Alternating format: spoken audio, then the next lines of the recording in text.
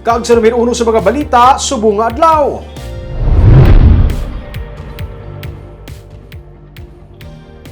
Tatlo ka mga persona nga ginaligar nagapampeke sang driver's license kag iban pagig nga mga dokumento sang Land Transportation Office nadakop sa entrapment operation sang LTO kag PNP. Ma-report si Nico Delfin. Nabaklan sang peke nga driver's license ang mag-live-in nga Sunday Loribel Zamora kag Jefferson Panisa sa Joint Entrapment Operations ng Land Transportation Office 6 kag Bacolod City Mobile Force Company sa Bonifacio Street sa downtown area sang Bacolod, Huwebes sang Udto.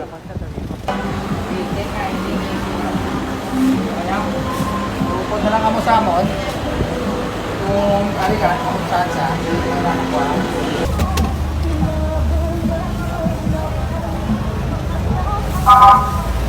Makaligad ang pila ka oras, sunod naging kadtuan sa mga otoridad ang balay ni Marlon Pandungan sa siyudad sang Bago. Didto na-recover ang 15 pa ka mga peke nga driver's licenses, mga machine kag supply sa paghimo sang peke nga licenses, kag pati na mga peke nga resibo sang LTO suno kay Attorney Gaudioso Hedospan, Assistant Regional Director sang LTO 6. Hindi ginaprintan. Kung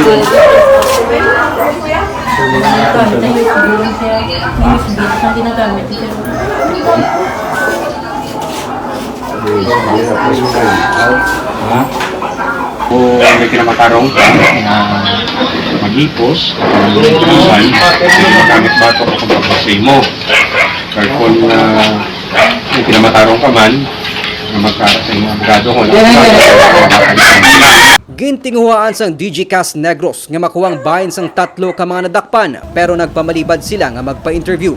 Gin-inquest na ang reklamo nga falsification of public documents kag paglapa sa Anti-Red Tape Act batok sa ila. Nagwa sa pagpang-usisa sang LTO 6 nga may masobra na isa ka tuig ang modus operandi sang grupo.